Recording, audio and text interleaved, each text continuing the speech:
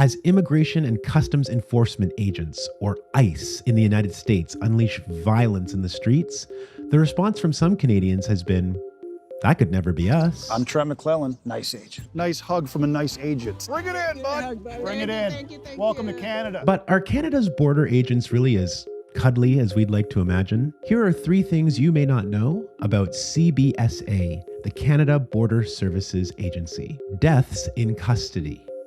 People die while in the custody of the CBSA. Since the year 2000, there have been at least 19 deaths in border agents' custody, but because of secrecy and inconsistent reporting, this number could be much higher. One such death was Bolonte Allo, originally from Nigeria. 49-year-old man who has lived in Calgary for years was being deported. He was taken into custody after some kind of altercation on board a KLM flight.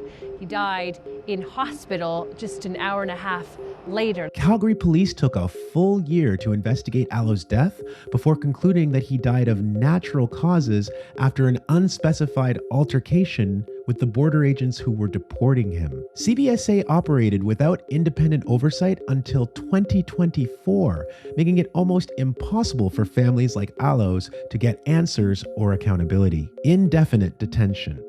Unlike most Western countries, Canada sets no time limit for CBSA to keep people in its custody, which can amount to indefinite detention. Traditionally, many immigration detainees are kept in provincial jails, even though their issue with the government is administrative, not criminal. One man, named Michael Mvogo, was held for over 9 years before being deported. He's been locked up for more than 7 years for immigration violations. Under international law, immigration detentions are limited to 90 days. Canada should abide by those rules, but it's voluntary. Under mounting criticism, the government has reduced average detention times in recent years, but it still refuses to set a limit for immigration detention, sending asylum seekers to ICE.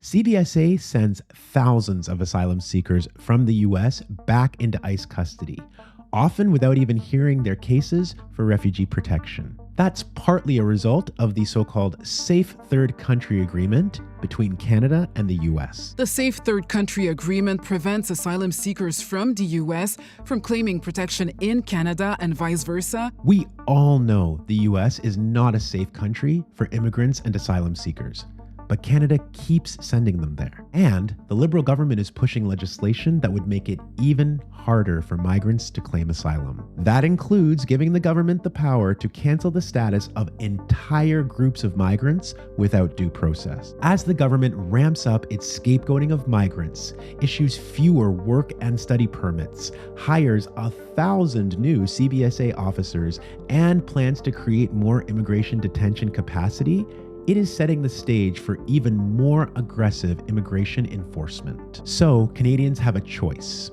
We can either pretend to be the nice guys. All right, well, let's all go for a beaver tail together. They're gonna love it. Or we can recognize our role in a global migrant crackdown and join the fight to provide status for all people, wherever they happen to be.